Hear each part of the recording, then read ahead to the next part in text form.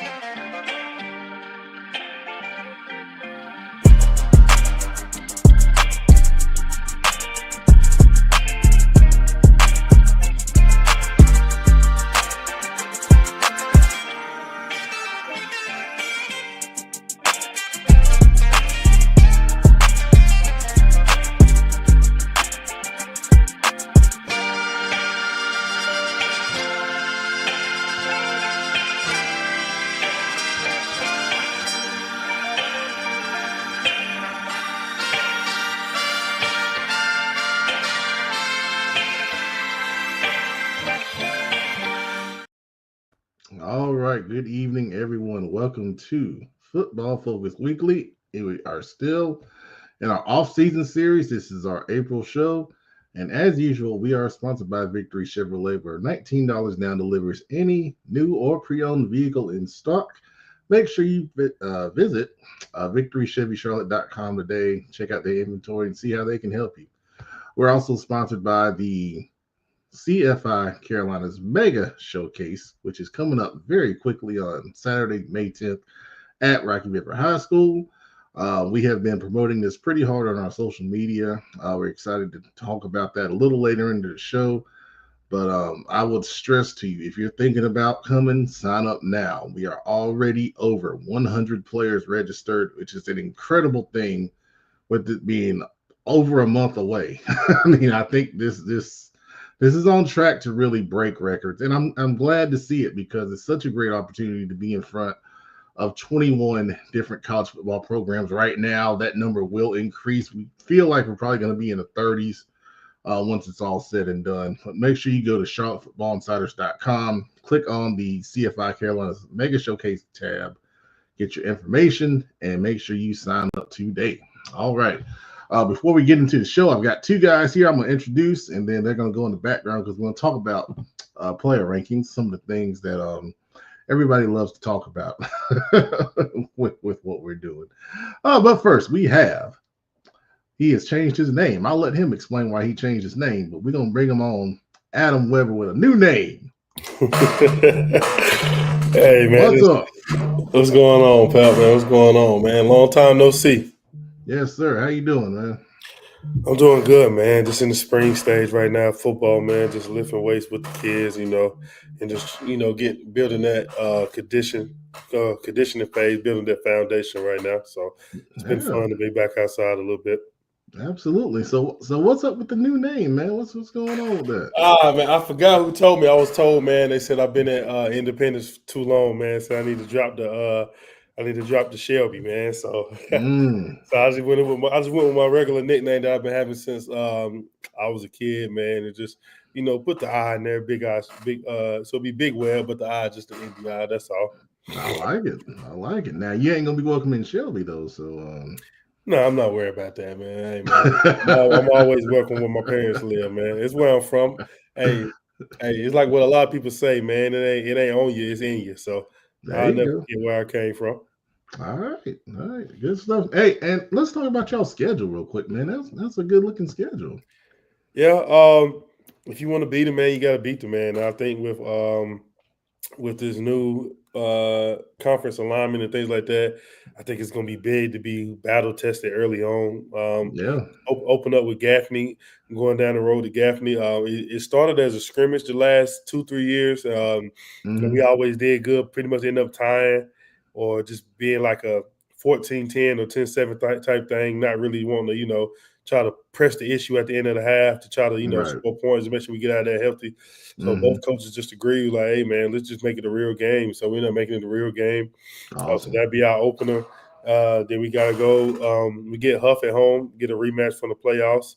And then we got Charlotte Christian again, which is a good football program that we'll go against. And then we got Lake Norman, a matchup from the playoffs, not last year, but 2 years ago. A matchup with them.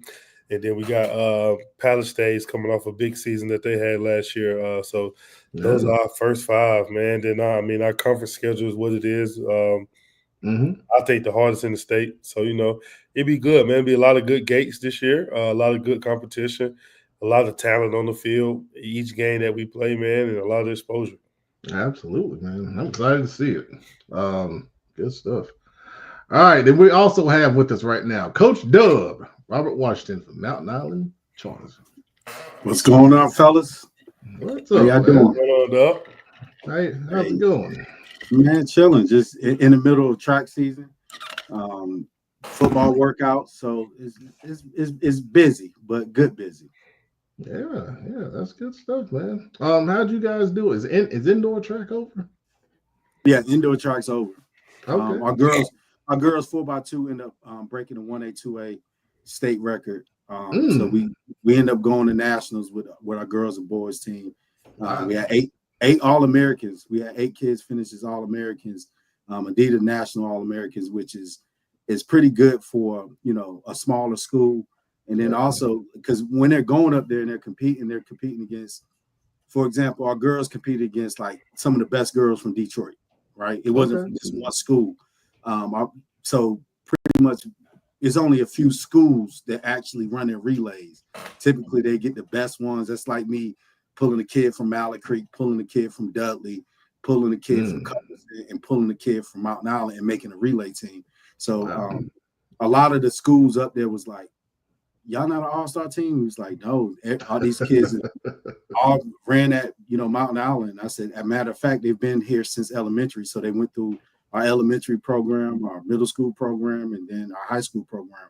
So they ended up finishing 3rd overall, went into finals with the #1 seed time, which is impressive within itself. And they handled business. So we brought back 8 All-Americans. So I was really satisfied as a coach. Congratulations, man. Appreciate awesome stuff. And then I think I saw you said Justice's signing days tomorrow? No, it's going to be next Wednesday. Next Wednesday. Okay. Next Wednesday. Congratulations. I appreciate it. It's been a process. Congratulations, man. I appreciate it. And, it's just that weird thing, coach, parent. And also, he has some track stuff on the table. He has some football stuff on the table. And, some schools wanted him to just do football. Some schools just wanted him to do track. So he found a school that will allow him to do both and he can be competitive. Nice. Awesome. We got some comments in the bucket. Let's see what we got here. Of course, Kim Watts says, she said happy Wednesday at first, but it is Tuesday. Appreciate it, Kim, as always. J-Man is here.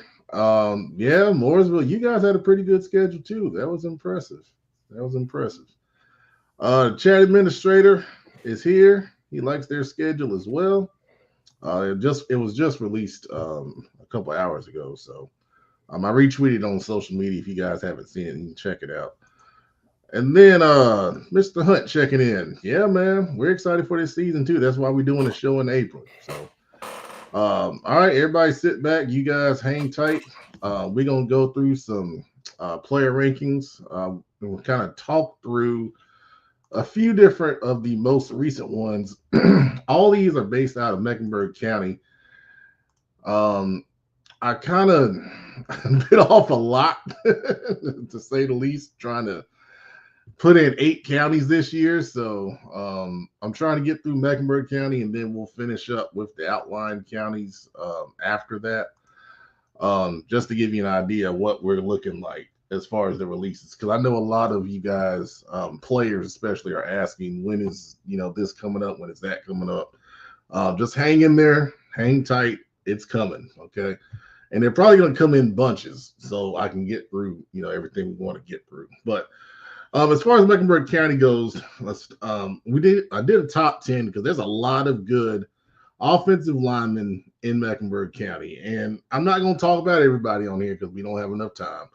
But I just want to highlight, a few of you guys. First of all, Leo Delaney, he's been an excellent offensive lineman for several years now. He's got all kind of offers from everywhere. Physically dominant at the point of attack. Lucas at Providence, I think he is a rising star. Colleges are really starting to notice him. Very strong in the weight room. Of course, you think about Providence, they are really, really hard workers in that weight room, and Lucas is a big-time reflection of that. Khalil at West Charlotte, I really started looking at his film right after they won the state championship, because I think West Charlotte's offensive line play kind of gets overlooked with all the talented athletes and skill guys that they have. Offensive line is the engine, and Khalil does an excellent job of getting off the football, especially in the run game, and making defensive linemen, he's very physical. That's the best way I could put it. On the rest of these, Jamar Williams at Olympic, he came to our December winter showcase, and did well. Then I saw him at the VTO camp, and he won the Best Lineman Award there. And he also got offered by Johnson C. Smith. His attitude is one of the best things I love about him. He wants to dominate every rep that he's out there. Also, Nate Baker, I saw him at the VTO camp live as well. Very technically sound, moves his feet well as a lineman at tackle. And then Chris Peavy at Corvian. He's just a really hard-working young man. Every time I get on Twitter, he's got a new video doing something. And for a lineman, that's hard to find in the offseason, especially. And when you see that's special. And I really wanted to recognize him because, number one, Corvian kind of flies under the radar in Charlotte. And they've got some good players. We saw several of their players go to play college football, and I think Chris will be another one of those. As far as the honorable mentions here, John DeLone was another one who had a good attitude, very strong young man for Palisades. Jorquise Broom at West Charlotte, I remember him when he was at West Meck a couple years ago. Big time center, 6'3", 300 plus pounds. He's gonna make people remember who he is. And then Rico Jones at Chambers, I thought, he moves very well for his size.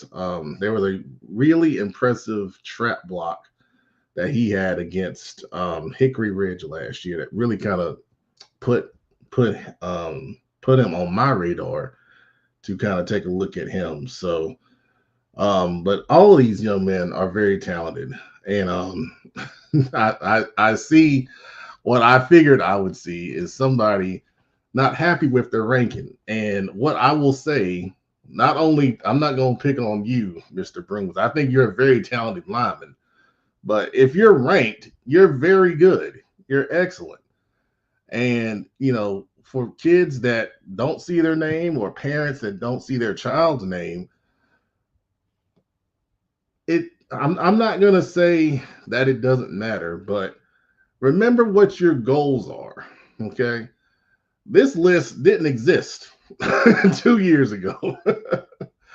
And a lot of great kids have gone on to have great college careers. In Charlotte, we've seen kids go to the NFL.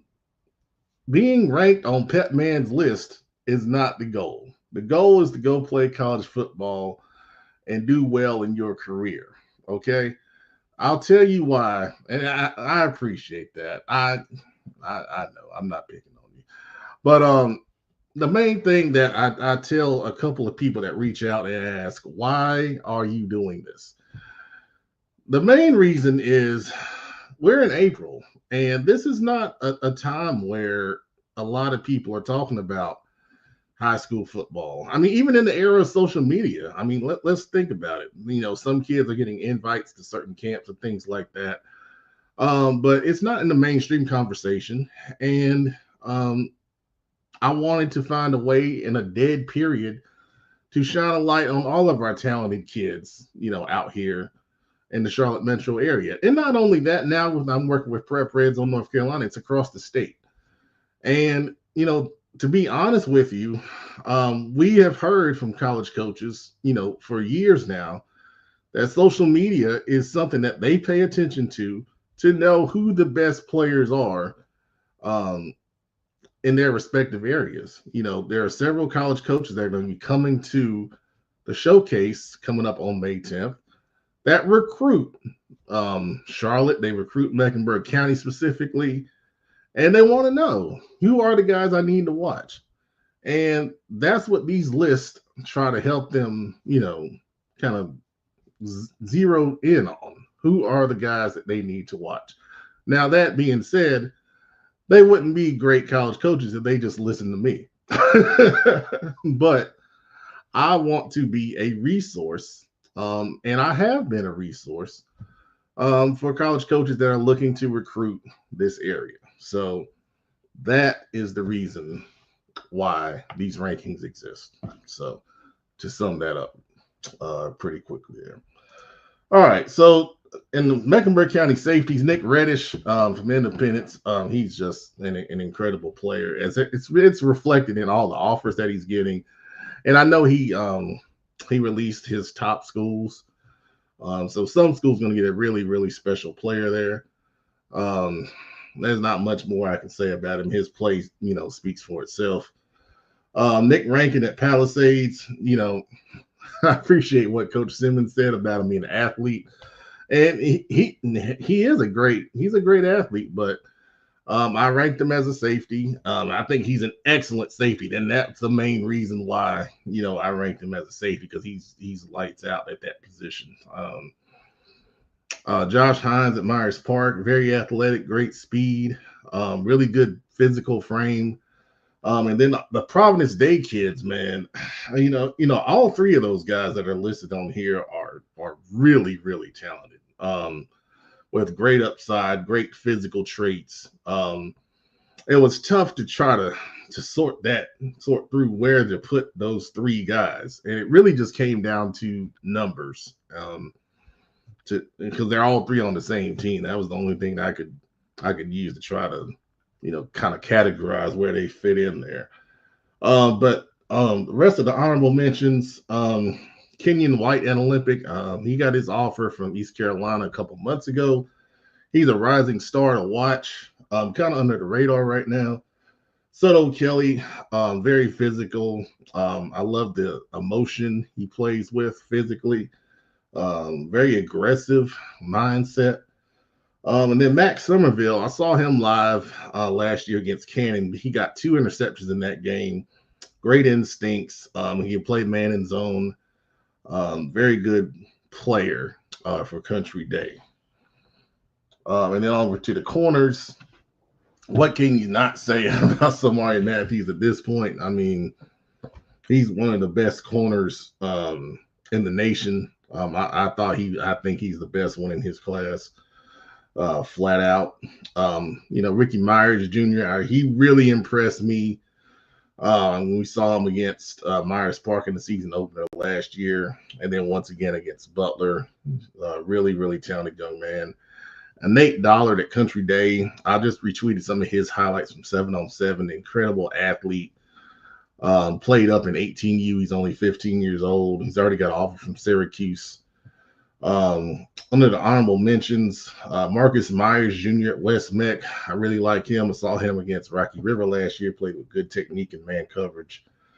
Xavier Porter, very talented, really good size at 6'4". And I really like Tyler Dent also, man. He's physical. I think he played a little bit at linebacker some.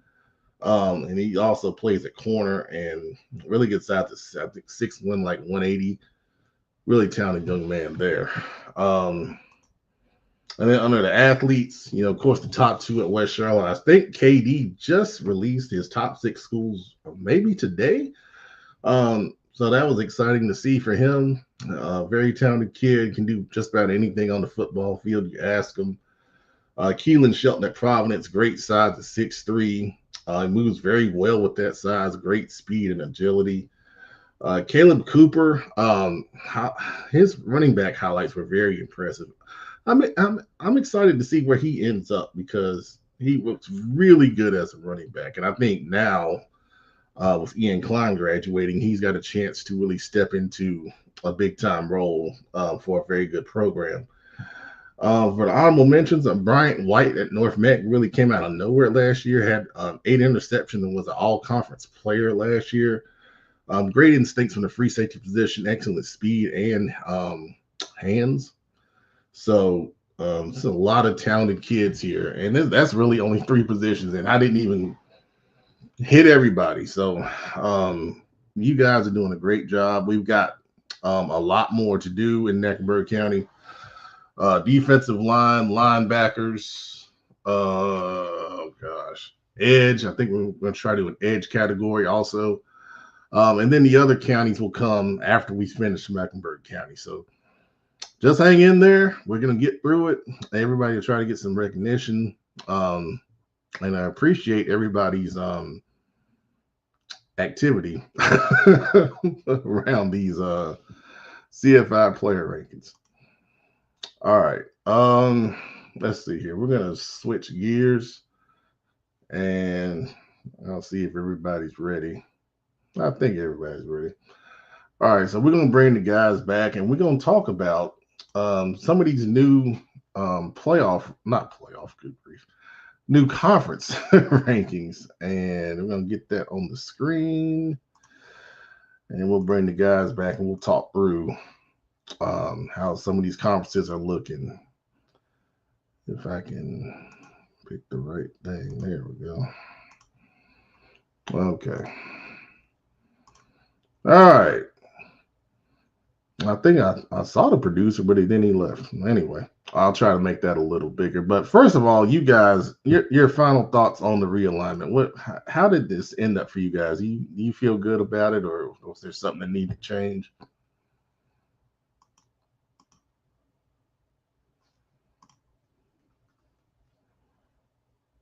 Rob, I think you're muted. You talking? I wasn't.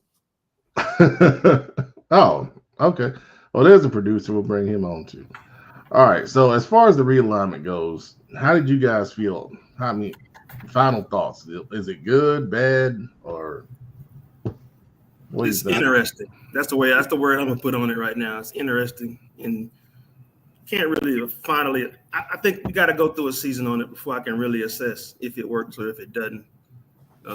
Just looking at the eye test, it's interesting. It's kind of halfway going back to the,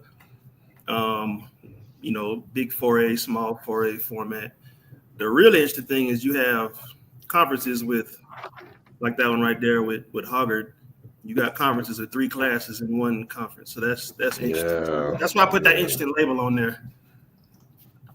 Yeah, a lot of people were questioning why so many split conferences, and I think it's obviously because of location, but I think there were some instances where the split conferences could have been avoided, and we'll never know why some of them were and some of them weren't, but overall I think it got to a decent place. I think the first draft everybody universally hated. So I think the NCHSAA went back and did a good job of listening, to people. And then for the most part, trying to take everybody's concerns and then, put them in the right place. So one thing I did want to kind of go through, we kind of talked about the Charlotte leagues last time. I want to kind of go through some of the non-Charlotte leagues and kind of starting with the 6A, 7A combo right here with A.L. Brown, Cox Mill, Hickory Ridge, West Cabarrus out of Cabarrus County, and then Berry Central. Central Cabarrus, also in Cabarrus County. Then Berry, Harding, and Olympic. It's a version of the old Mecca Conference. And producer, you probably remember, those rides to Cabarrus County, right? Mm-hmm. Plenty of them. Yes. And the one thing that I remember when we went to Cabarrus County was the crowds. They weren't always very populated. And I think that's going to be one of the things with this conference. When you have those inter-conference matchups, I don't know if we're going to have big crowds and big gates. And I was kind of surprised that, this one stuck through after the first realignment, which I thought was really interesting. And I think, the schools within the conference, like it because, they're not going to get beat up, every Friday night, like Harding playing in the old Queen City. That was tough. You're going up against a Huff, a Mallard Creek, a West Charlotte, back to back to back. That's really, really hard to do. So this, I think competitive balance, will be better here. But what do you think about this one? You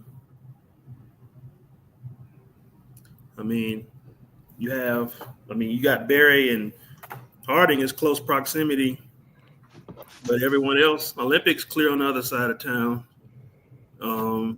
Everyone else is going towards Cabarrus County, so it's not really a proximity thing. It's just some of these, a location. Some of them you just had to stick people. You had to fit them somewhere. Some of it's that, I think. Yeah. Well, I'm just wondering what the rationale was in putting them back together like that. I mean, I don't know if that's something they necessarily asked for,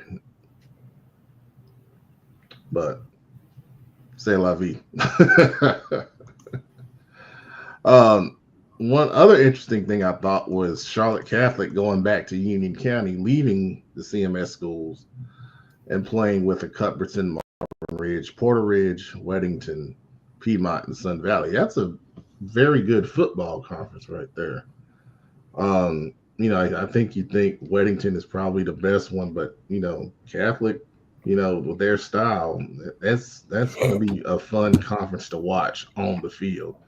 Some very good coaches, some very good athletes, and every Friday you're going to have to bring it. I like that conference. I think this is one of the conferences they got right, because if you look at some of the schools moving Charlotte Catholic out of the CMS leagues, which, as we know with CMS, you got the have and have-nots, right? So you got schools with a ton of resources. You got schools that don't have a ton of resources for whatever reason. So moving them into this conference, it looks like it's a lot of resources in that conference. So it's kind of like-minded conference. So I actually like them moving Catholic out of the CMS conference. That just makes sense. And it's going to be a ton of good games, because you got Cuthbertson's on their way up, Marvin Ridge there, Porter Ridge, Weddington. We know what Weddington is 1 year removed from being state champion. You got Piedmont. Piedmont is trying to bounce back, and then you got Sun Valley. So like you said, I think this will be a great conference. Absolutely. Let's see here. As I'm scrolling, if there's a league you guys want to stop and talk about, just let me know here. I don't know who I would have moved, but I would have tried to put Berry and West Meck together somehow. I don't know what I would have moved around. I would have tried to put all three of them.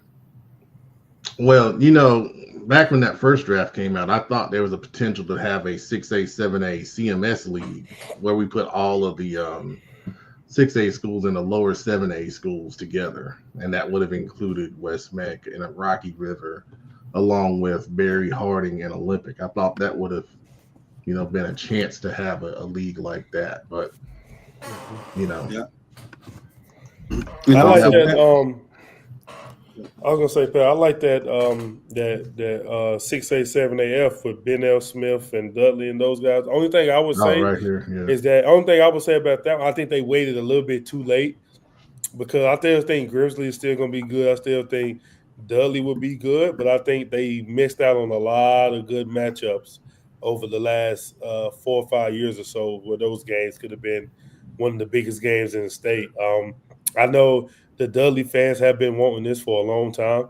And I think a lot of the Grizzly fans will say, man, I wish we could have played maybe a year or two ago or 3 years ago, but I still think it'll be a good game. But I think that they finally got it right. But with just those two teams, I think they got it right because, you know, in Charlotte, like I always say, anybody in Charlotte, whoever's on top, they always find a way to play the team who was on top at one point, or they just always try to find a way to play those big matchups, whether if it's a non-conference game or end up being a conference game. And I think now in Greensboro, I think they finally get to do that with those two teams.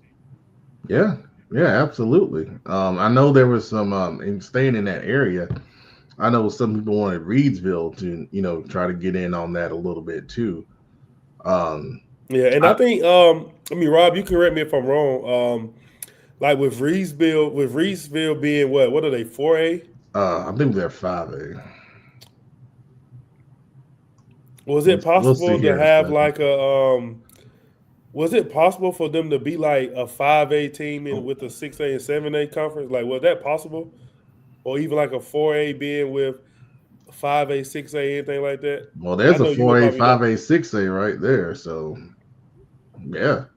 I mean, it was definitely right here with Southern Alamance, Williams, these guys right here. Yeah, see, I don't understand that with, like, shout out to Graham. I don't know no coaches at Graham or no coaches at Cummings, but, you know, shout out to those guys, man, because you're playing pretty much 2 divisions up for conference, which is showing you that I'm sure no matter what Cummings and Graham record will be coming out of conference, they're probably going to be a pretty tough 4A team to beat just because of their record, man. I don't understand why a lot of schools didn't take this approach because I'm sure they could have said, hey, we don't want to be in that conference. They could have been in a conference where it's heavily predominantly 3A or all 4A, man. And I don't understand why some schools just like, I mean, it's like what Rob said, man. I'm going to feel like you're ducking smoke. But it's like, man, but like, I think I know what you're talking about. Reading between we can go to it. I mean, we can. We're getting there. Well, I can tell you this: it was a lot of duck and smoke going on with conference realignment, especially what was going on. I've never seen entire conferences duck and smoke. It's a couple schools that didn't get in conferences that they should have been in logistically, and it made sense, but for whatever reason. They was ducking smoke, and it happened on all levels. And I'll say this too, fellas, I commend the NCHSAA on putting this together because it's really tough to do this with 8 classifications. 8 classifications, really, really, really tough. Where you're not going to get into the 2-3 league conferences, which I would like to see more 2 league conferences, and I think they had a lot of opportunities on the bottom end. Of the classification to make those happen. But again, I think they did the best with what they had and what they felt like they had. I would like next realignment to be more about what the NCHSA wants versus what conferences want. Because when you start talking about conferences and schools and stuff like that, they're going to try to position themselves where they can win those conference championships.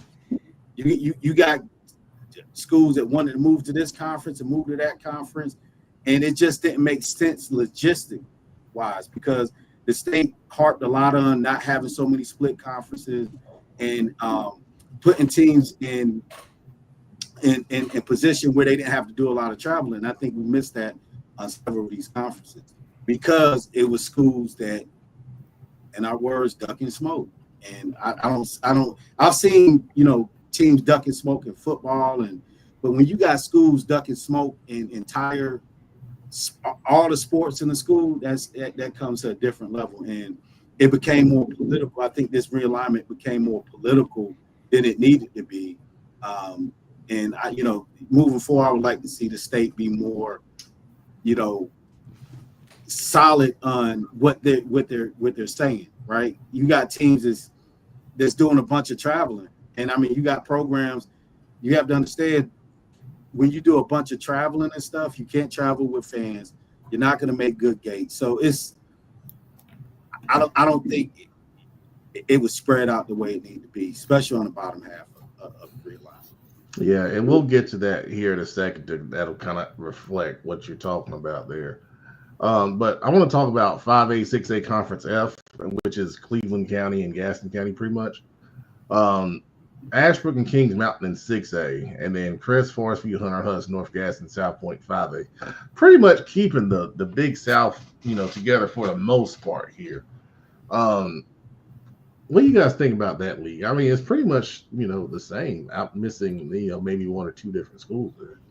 I think they could have had the second best conference in the state if they took out two teams and added two other teams. Okay.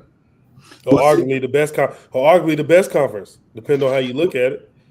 But that goes to the point I was making, because this conference is going to make a good game. I think this is more about a game. That's true. These are going to be. I agree, but I'm sure if you take out North Gaston and Forest View and add Shelby and Burns, you'll make a gate every week, every sport. Oh my goodness, man, that would be something else. That's all it should have been. I mean, that's what it should have been. I don't understand why you're going to not get in that conference if you're Shelby or Burns. There's no way. Now, are you saying they had a chance? I don't know. I just know based off the rules or based off what I've seen, I can't remember what school it was. I know one school petitioned to not be in the conference they was in. And we see right now do 4A, 5A, 6A because they're doing it and they have one. Yeah. And you can't tell me that Ashbrook, Keys Mountain, Crest, Hunter Hutz, South Point, Burns, Shelby, that conference is not one of the best conferences in the state, top to bottom. I mean, any sport. Any sport. Rob can tell you track and field, baseball, soccer, women's basketball, men's basketball, football, swimming, tennis, you name a sport, it's gonna make a gate. That's the best teams. That's the best teams you're gonna find in the 704 outside of Charlotte in that as high as those classifications will go. From 4A to 8A, those are the best you're gonna find. And Big Shelby, to your point, and just being in the area and just knowing that conference, like you got the Forest Views, you got the North Gastons, they're gonna struggle football wise. And those versus putting them into a conference that they can be more competitive and start building. Because you have when you're top heavy like that and you don't have a competitive conference all throughout, it makes it tough for some of those programs. And then the reason why I bring up football, because football is the moneymaker, right? Yeah. And let's be honest, we're here at 8 classifications because of football, because it don't make sense for any other sport. You get what I'm saying? For other sports. Yeah. So we're here because of football. So if you're going to get to this point because of football, make it make sense. And Pep, is there any way we can pull up that Burns and Shelby conference? Yeah. I don't know which one it is. Yeah. I'm gonna make sure I come back to these CD and E4A 5As because I think those are some. And those are great. Those conferences are great right there. Yeah. Like you know what I'm saying? Yeah. So I'll come back to those.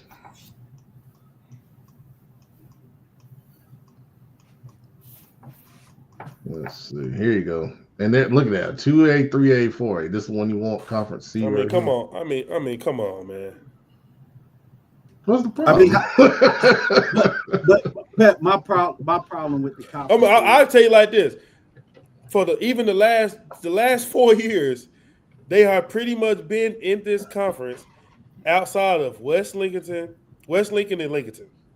Okay. I can assure you, Lincoln's only gonna make this conference competitive because of basketball. Oh, Lincoln's got some good football now. They got some good football, but last time they came to Shelby, they lost by 30. And we're talking about here we go. Consistent basis. We're talking about consistent basis. West Lincoln, yeah, they may play hard, but they're gonna make the conference interesting for wrestling. But maybe baseball. I think you're selling those programs a little short there. No, I'm saying on the consistent basis. What I say, this is what I'm saying as far as competition. As a kid, right? If Rob, I gotta say that as a kid, if I can look at my schedule and know what games I can take off, and we're gonna be fine. You don't want that. Well, you don't want that as a coach. As a coach, you don't want to say. As a coach, you don't want to be like, "Oh man, I know who we got this week. Easy, it's easy week." Because what happens is too. Again, we're here because of football, and what you do when you have programs that's night and day, like football wise, it kills the kids' development because kids' develop in competitive environments. Those kids from the top schools aren't going to develop winning 60 to 70 points. They're not going to develop. It's not going to happen. So when we really coach, you know this, anybody that's coached knows this. We have to coach in competitive situations. It's easy to be up by 50, or when you're losing by 50, you can find a silver lining or whatever. But I don't know, like if you look at the bottom half of these teams, how do you realistically go into this as a football coach knowing that in the next 4 years you might win 5 games? And I don't understand too how, like, even if I'm a Burns, right? This is the thing I don't understand with it, right? I don't think the state would have penalized anybody for wanting to go up. Well, we saw they approved Cardinal Gibbons playing up, so we did see that. So I can understand if somebody like if somebody like let's say independent saying, "Hey, we want to go down," they're gonna say no, rightfully so. But if you a school that want to play up, they're not gonna say no. And I just don't understand it. Why? Just think about I'm just gonna be honest, man. I'm from Shelby. I'm from Cleveland County. The schools named East Gaston, Stuart Cramer, Cherville, Hollandtech, Bedford City should never even be on the same schedule with a Shelby football program. Only if we're talking potentially another sport. Wow. I should not as a former player and as a Shelby alumni. We're talking football. I'm not talking no other sport. Like I know Rob loved being humble about the track program. You can't teach speed, so you throw track out the window. You can't teach speed because if you're fast, you're fast. We're talking about the game of football, man. You talking about kids can get hurt. Yeah, you can get hurt. Like, and you could tell us the uproar with a lot of these programs because they don't even understand how they got into the conference with a Shelby or Burns or North Gaston. I mean, a Shelby, Burns, East Gaston in the first place. Then you're gonna put it through. You're gonna have them go through it again for another 4 years. So that's 8 years. You're gonna watch your team automatically know. I'm going 0-8 against these 2 programs for sure. You know what I'm saying? Well, I don't get it, man. Let's go. I don't get it, man. Back to these. I want to talk about 4A-5A Conference C, D, and E. Adam, you said that these are some good leagues, and I agree. Yeah. I like how these leagues are set up regionally and competitively. I think there's good competitive balance in all 3 of them. I think they're gonna make good gates because they're good regional leagues. And there's no, in all 3 of them, there's no clear-cut, team that I think is going to dominate. So, Rob, to your point, going into Friday nights, how do you, if you're a team that's been struggling, how do you look at it as a chance to compete? I think most teams in all 3 of these leagues have, legit chances to compete on Friday nights. Well, you think about it, Pep. Most of us coaches, we look for the silver lining. We can motivate kids to do stuff beyond their understanding, but again, like Big Shelby said, it's tough when you're going from night to day, from top to bottom and being competitive. Now I'm looking at Conference C. West Stanley has struggled a little bit in that particular conference. They're very young. They're very young, and we know Coach Jackson is going to keep those guys together and develop. So. Yeah, you know what? And Coach Jackson is probably one of my dearest friends in his coaching business. But I think he'll even admit himself it's going to be tough to when you got Central Academy, I don't know if they got football. But I don't know if they brought it back yet or not. Yes. So when you're trying to build a program, because there's a difference between having a football team each year, when you're trying to build a program like you mentioned, having younger talent, you have to be able to motivate that younger talent to stay at your program, to get to their junior year, to get to their senior year. And that's tough when you're getting your head beat in your freshman, sophomore year. So then you start creating this thing like we talked about with the previous conference, where you're going to see kids potentially moving to those bigger schools saying, hey, I'm not playing against them. I know I'm the man at this school. Wonder if I go to school X. So I think with what we're seeing with all the movement with players and families going to different schools and different things like that, I think when you do stuff like that, it's going to create that environment, because the new age coaching is you almost have to, and you see it in college, as a coach, you almost have to recruit your players that you have, because after you do. After the season, they might be looking at school A that's been beating us down for 2 years and say, you know what, they're missing a cornerback over here at the school, right? I'm the corner. I'm the guy in the conference. So I don't think that people understand that's how that works now in this new age in coaching, is that we have to be able to motivate our younger players not to leave our programs and go to those bigger programs. So if you're in a conference where you're being dominated by bigger programs, and especially if they're going to school, right? If you're playing a Forest Hill or a Monroe, right? If you're the best player at a lower school that's getting beat, how don't you not go there?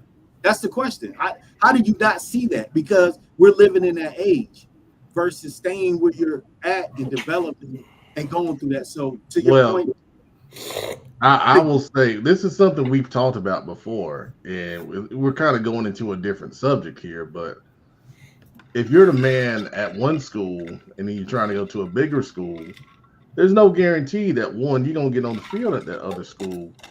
And then two, if you don't get on the field, then you ain't got no film. If you ain't got no film, you ain't getting recruited. And then we know where that goes. That's for the backups, Pep. But I'm talking about that all conference corner, that all conference receiver, that all conference. Now, hold on now. How many times have we seen someone leave that was all conference at a lower school, go to a bigger school, and then all of a sudden you're wondering what happened to them? I'm not talking about going from one school to another school. I'm talking about in your conference. You got to think about this. When you're playing within your conference, you're familiar with those schools, because when we trade film on a conference opponent, like if I'm in week 7, I probably got 4 to 6 game films on this particular team. So they know what the holes are. They know what that team is lacking. So it's not like a kid going from let's start school Mountain Island to West Charlotte. That's a big jump. That's a big jump, right? But if you're going from, let's say, West Stanley to Forest Hills, that's within the conference. All them boys are in the same area. They know who could play, who got it, and who don't, because most of the boys are probably playing on 7-on-7. So that's my point. It's more about in conference than just transferring from one random school to another. Okay. And I like those conferences because I think it's like it's some of the best matchups, and you don't have to go that far no more. You know what I mean? I think especially with that, with the 4A, 5A Conference E, man, those schools kind of been playing against each other for a while, I believe. Man, they all right around in the same area, so that's great rivalry. There's great community-based games. I think you would get a lot of gates just because we don't got to travel far. And I think right now, potentially like Hickory, East Lincoln, North Lincoln probably will be at the top, kind of at the top of the conference. But I think for everybody else, has a fresh shot with 4A. I think it provides a lot of good big-time games. I think a lot of those games will be like action-packed just because of the familiarity maybe with coaches or players or families. I think that's a great one. The same way with the Conference D.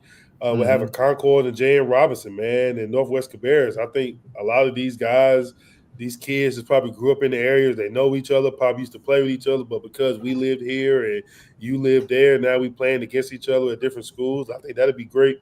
Another great conference I feel like they got right as far as just community based competition and just for travel. I don't think nobody is really too far. I think Salisbury may be probably like the farthest maybe everybody will go, I think. But I think that's good. Now you throw a Salisbury in there. Well, we like, man, we only really about 20 minutes from Concord, 20, 30 minutes, man.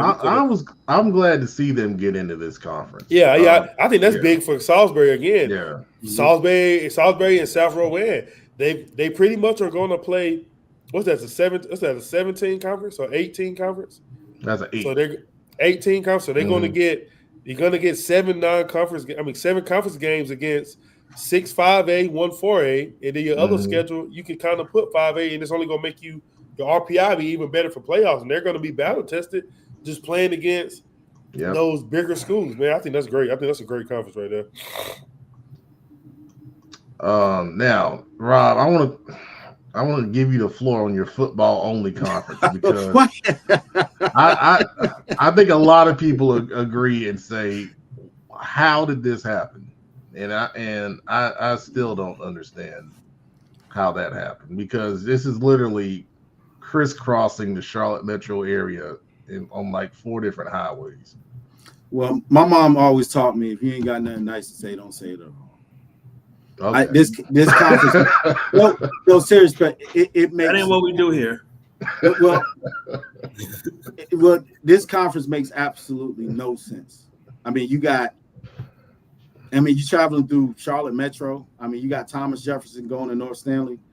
I think, Gates is tough. Thomas Jefferson going to Albemarle. Good Lord. Yeah, it makes no sense. No one's going to make money. Where's Bonnie Cone? Where's Bonnie Cone at? It's in Huntersville. Ooh, that's a long trip for Thomas Jefferson, boy. No, you had it right. Thomas Jefferson to Albemarle is the one. Thomas Jefferson to Albemarle. And North Stanley. I mean, North Stanley's further than Albemarle, I believe. Man, Thomas Jefferson passed Shelby. Man, it's gonna take. I don't know what time these games gonna. I don't know what time these games gonna start. They have to leave school early to try to get there. I don't know, man.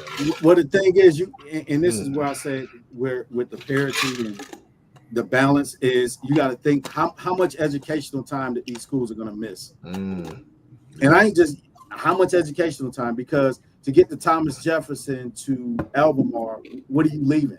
When are you leaving? So you got a game at 7. I'll tell you right now, if you ain't through Charlotte, it was tough on us. When we went to try to go to Gaffney, we were trying to go from Independence to Gaffney for a scrimmage. I know how long it took us. So I can only imagine trying to go for a regular season game from Thomas Jefferson to Albemarle or Bonnie Cone. Like, man, well, Jonathan Leach says North Rowan is bad, and I'll tell you, I just bought a house and I'm in Salisbury, and my home school is North Rowan, and North Rowan that's far. Yeah, I remember when we played North Rowan my senior year of high school for the playoffs. I don't think we left. I think we left maybe a little early because it's far, man. I didn't realize how far North Rowan was, man, from Shelby. And you got to think about it, Thomas Jefferson is another maybe 15 or 20 minutes past Shelby, depending on what time you leave. Could be 30. You gotta leave early. If you don't leave early, you're gonna get off the bus and kick the ball. But hey, you got to get dressed on the bus and take before you leave. Yep. But to y'all's point, you're going through Charlotte. That's the problem. Yeah. You're going through Charlotte at rush hour times to play these games, and I don't get understand it. I don't know. I don't get love to have someone explain how this amalgamation of teams came together, and how do you expect these guys? And I think Rob, you said the gate money. Like, if you're a parent who works in downtown Charlotte, you live in the North Rowan district, and your son is playing at Thomas Jefferson. How is that going to happen? Well, you got to also think too. You talking about JV games? So JV games start at 6:30. That's even worse. On a school night. Hey, y'all gonna have to do a double header on Fridays. Yeah. That'd be a gate right there. You get a double header in. Hey, man, because and I don't understand. God. See, like, and Thomas Jefferson could have been in a conference where it was just Thomas Jefferson, the old conference that they was in. Thomas Jefferson, Cherville, Bessemer City, Highland Tech. They could have did that with Mount Island, and it'd have been fine. Could have did all sports. You could have put 5 or 6 of those schools in there. And I know Rob would have blew the doors off of everybody, but that at least travel wise, we ain't traveling 2.5, 3 hours for no game. What you was talking about? Now, I wouldn't say we would blow the doors off. I think Bessemer City is a good program. Cherville's on the way up. I think those would be great competitive games. It'll be better than Shelby and Burns. You get what I'm saying? So from what I gathered, obviously y'all know we filed an appeal with the state. That's been public. We filed an appeal with the state. That was public. But every one of these schools in this conference did not want to be in this conference.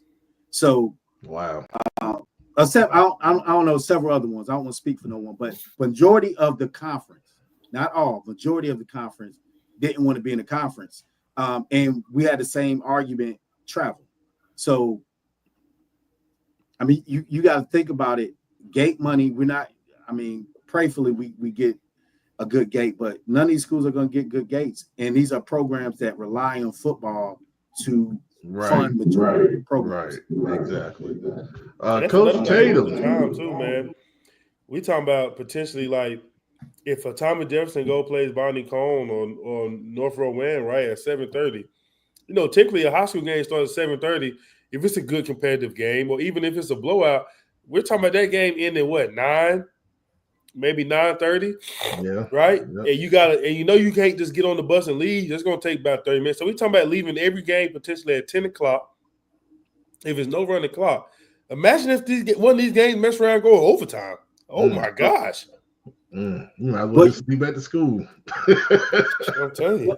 Well, also you look at, because this is something that is not really factor in from a culture perspective. I don't want my kids on a bus for 3 hours. Right. That's going to impact your play. Absolutely. It's just what it is. Being on a bus for that long will impact your play. So, I mean, it's creating.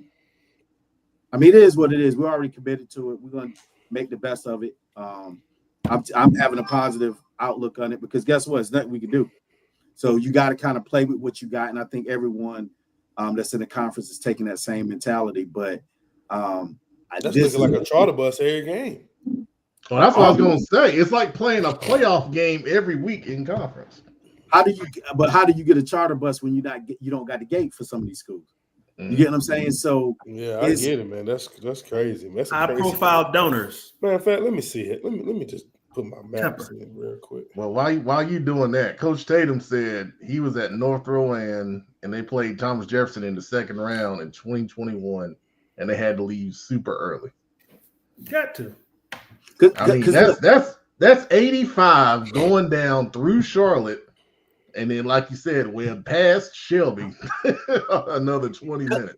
Because that Shelby traffic is a beast. That's another one, yeah. Once you get past the Charlotte traffic, you got to hit that Gaston County traffic. Oh, gosh, it is the worst. Passing Shelby just sounds crazy. Just the thought of passing Shelby. Like, that's like and that's the good part. Because, like you said, like Rob said, once you cross 485 on 85 and get to Gaston County, you might as well just sit in park.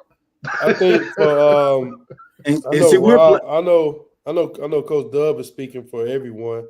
I think if you're going to be in this conference, I think Mount Island is in the best place, I guess, to kind of, if you're gonna, it don't make sense still, but they probably just be an hour from everybody. But now I'm gonna check Thomas Jefferson. I'm just gonna tell you the average travel rate that they're gonna have if these games are on the road.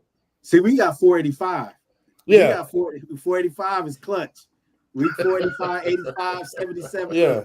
We so for Thomas Jefferson to North Stanley High School is hour and 54 minutes. Good gracious. Now, I'm sure North Stanley, South Stanley pretty much probably be the same, David. So we're looking at 2.5 hours for both. So what's that? 2.5, 5 hours. So we're looking at Union Academy.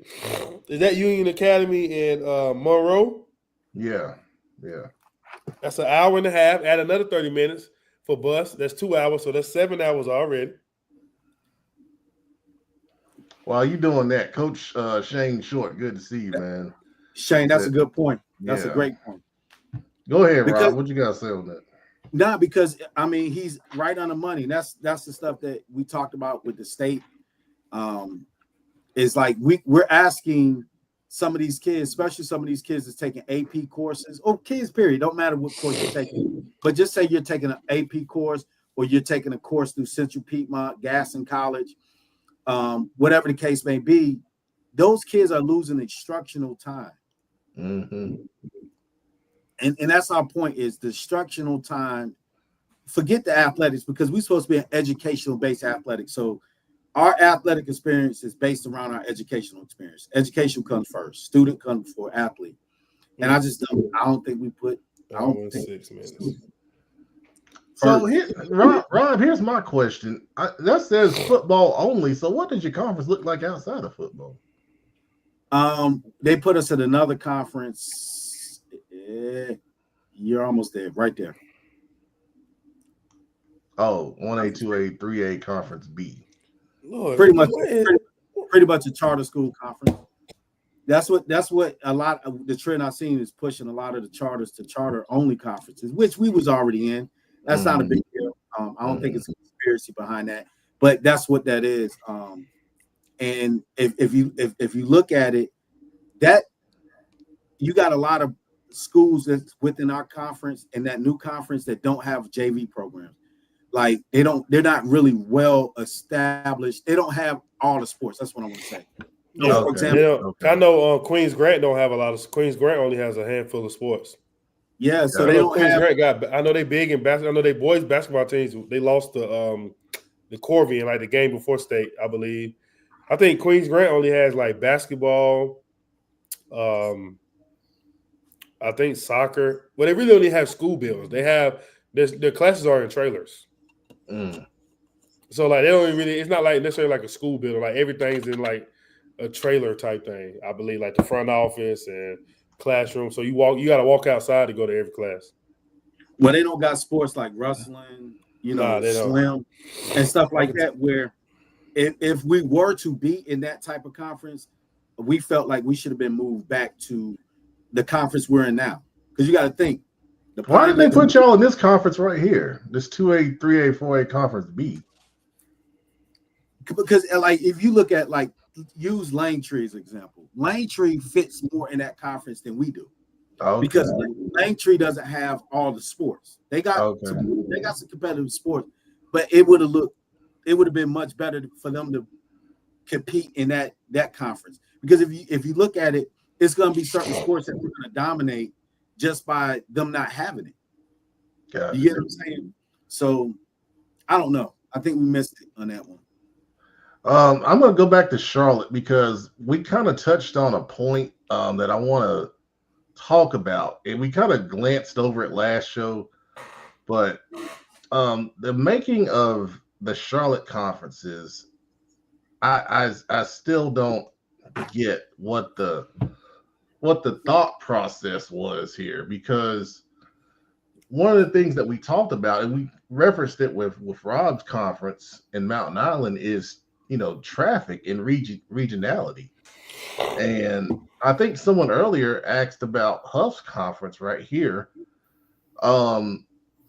We talk about travel and being in the same area, building rivalries and good gates.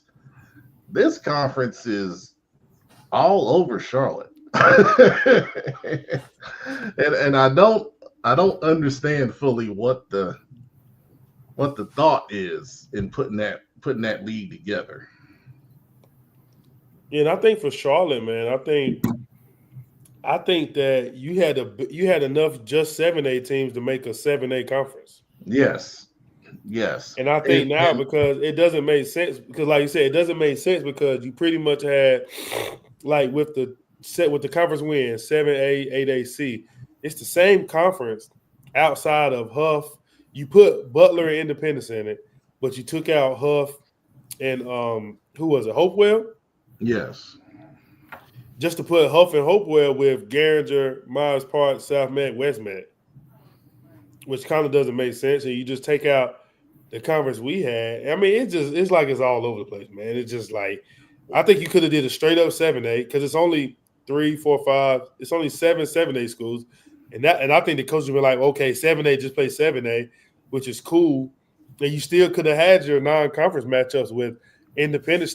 We still could have played West Charlotte, Creek, and Chambers if we wanted to, or West Charlotte. And I Creek thought, and I think that was going to still happen. I think that still was going to happen just because of you want to still see those Mallet Creek and like just certain games you still want to see. Like I think it was another 8A where you could have split up all the 8As and just made a conference that still could have been competitive top to bottom.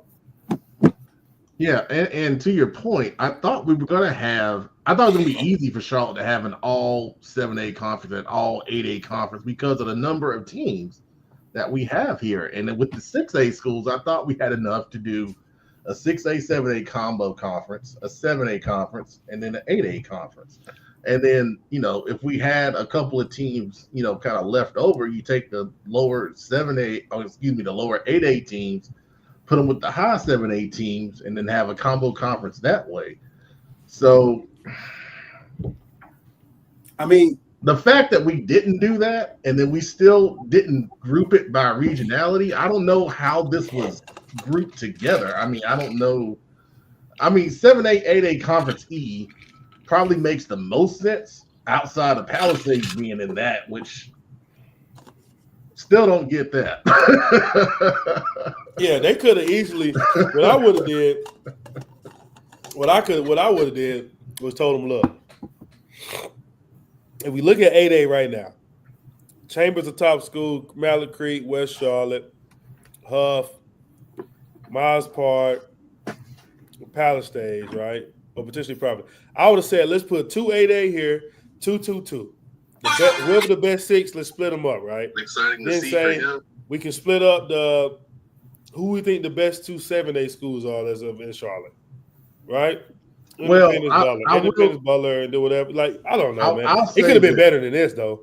The one thing, we're looking at it from a football perspective, and I do know they had, when you look at the conference realignment, you have to consider all sports. So I can understand that thought process, but I still don't know what the prevailing, theme is for the conferences. Like, for years, I've always said Charlotte needs to have conferences put together by their area. I mean, I think back to the 80s when Harding, West Charlotte, West Meck would be in the same league. The old, and I'm sounding old right here, I know, but the old Tri-County 4A, those teams were together every Friday night, year in and year out. You knew you were going to have some great battles between those schools.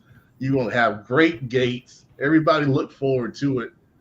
And you knew what was going to happen, and I think, we lose a lot of that now because of so many new schools, but you can build that back up if you set it up the right way, no matter what sport it is. If you're playing your neighbors year in and year out, you're going to build some of these rivalries, and it can get back somewhat to what it used to be. Well, Pep, think about this. West Meck is closer to South Point and Stuart Kramer than any of the schools that's in their conference. So I don't know how much it had to do with counties wanting to play county versus what made sense. Because I know West Meck would have fit really nice in there with South Point, Stuart Kramer, East Gaston, like they have in the past. It's just, to me, I don't think the realignment had because the thing is, when you're putting something together like this, for one, again, shout out to NCHSAA. They did the best they could. They did the best they could, yeah. They did the best they could. I'm not poo-pooing that. I'm not down on them. But I would have put together, like, okay, this is my rhyme and reason. And I don't think you'll have so many complaints if they would have said, hey, we're putting together based on X, Y, Z. Cool. If that's what you're going to say, but you cannot say, okay, this is about area and location and travel, and then you make a conference that we just examined with Thomas Jefferson going from this place to that place. You get what I'm saying? I think more transparency in the process, no matter what it is, always helps. Yeah, because we're coaches. What do we survive as in athletics: policy, procedures, rules. We are rule followers. We should be anyway, but we're rule followers. Yeah, we're rule followers. So what do we teach our kids in football? These are the rules. You can't do this. You can't do that. Right. To your point, adding transparency and say, hey, fellas, I don't care what y'all think. This is what this is our calculation in coming up with the realignment. And if they would have stood on that, it would have made sense that you wouldn't have people that's upset. I mean, this quite possibly, and again, I'm not down in the state. It's what it is. When you go to eight classifications, you're going to have this. But this is probably the worst process ever. In realignment process. I can't think of one worse. I've been a part of it for 20 years. Mm-hmm. So I can't think of a time that I've been coaching that we've had this much issues, man. And again, it goes back to transparency, because when you started getting into the appealing process, then you start seeing where it was. You get some teams approved, some teams not approved. And it just came down to me like, who had the most influence at that point? Mm-hmm. Not what made more sense. It's like, okay, who had the most influence? Who had the most say? Who didn't want to get upset? And then some schools was like, okay, well, whatever. We don't care what you think. You're going into this conference. Versus, okay, we hear you. You make a good point. Let's make it make sense. Yeah, that's good. That's good points, man. I appreciate everybody kind of weighing in on that.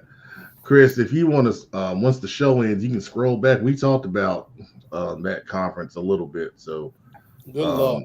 Yeah, we now I'll say this. This kind of segues into the next topic. Stuart Kramer released their schedule, and I thought it was a set up to be a good schedule for them. They've got some good talent on that team, including this young man right here at linebacker. They just hired Ashton Simmons as their new head coach.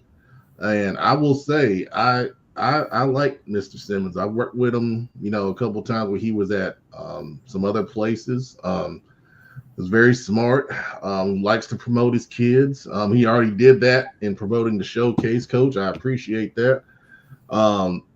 But Stuart Kramer went through a long process. It's only the second head coach in their school history after Coach McMillan, kind of stepped away from that position. I think Coach Simmons coming in with a good schedule, some good talent. I think he has a chance to make an impact early on in that school.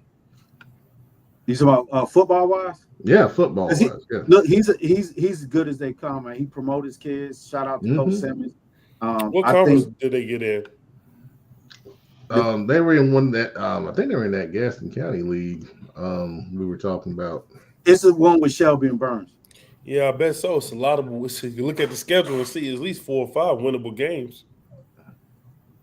Yeah, I wish I had their schedule. Well, let me see if I can get to it. Okay, go through that, because I would like to see what you think is winnable. Well, okay. I'll give my honest opinion. Now, hold on now. Come on, Pat. Pull it up. I will give my honest opinion. First year head coach, new head coach. I will tell you, I can give you a kind of, I'll give you a guesstimate. Let's pull it up. All right. So week 1 they have. Well, hold on. I'll put it on the screen. Let's see. Let's go down the line. I'm just going to blind pick. I'm just going to pick blind. Hey, Coach.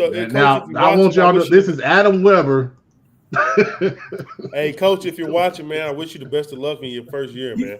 You're gonna be on somebody. It's only April. And you're gonna be on somebody's board already. Let me blow it up a little bit. You're gonna be in a motivational video already. Oh, he got. Is it getting bigger?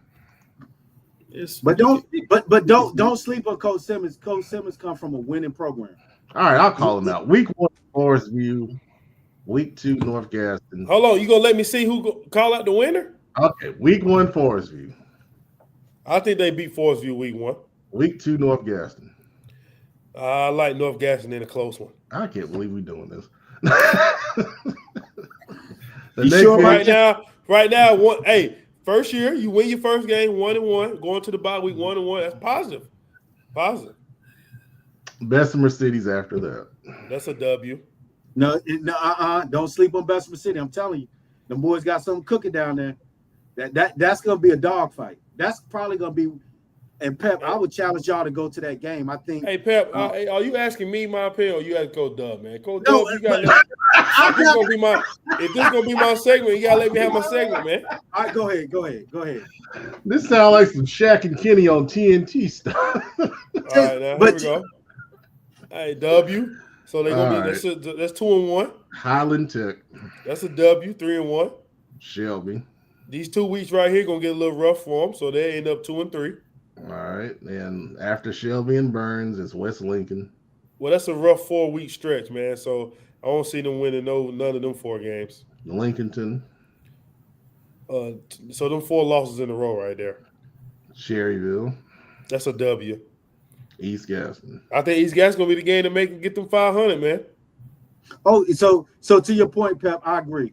He's gonna be able to win a couple good games. That's why. Hey, that's 5. You go 5-5 your first year with this schedule. Ain't nobody gonna be upset with you. That's great. And he's gonna help too. And he's gonna help kids go to college. So shout out. We ain't predicted nobody else's schedule. What in the world? Let's show Gaston County some love, baby. We showing Gaston County some love. We play football down here too. While we're doing this, Larry Watson is trying to recruit people to Cabarrus County. So there you go. I expect a check in the mail for that.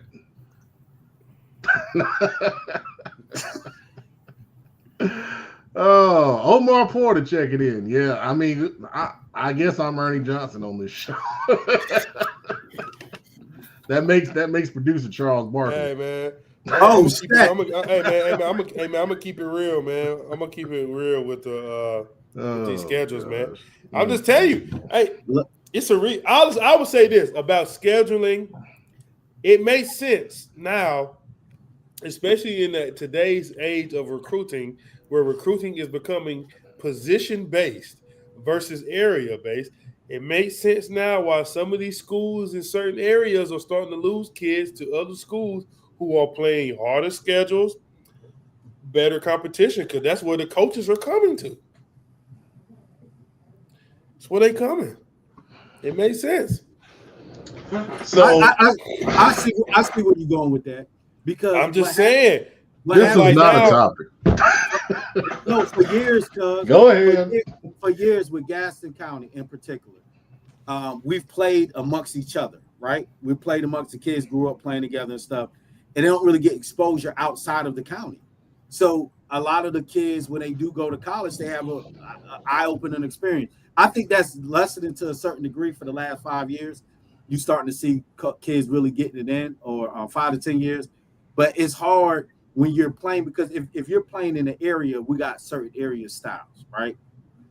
Where maybe it's more ground and pound, maybe you don't see as much passing or whatever the case may be. And it's just not on Gaston County alone, but just being able to play different styles. And that's one thing that I've survived as a coach, because we play different people. We might play a team that's running a wing tee. We might play a team that's spreading the ball around. So our kids are versatile, so they're able to show that on film. That's why a lot of times, like, I can show a kid playing, man-to-man coverage or playing cover 2, whatever the case may be, based on what we're playing. Maybe they're in coverage. Maybe they can fit the run.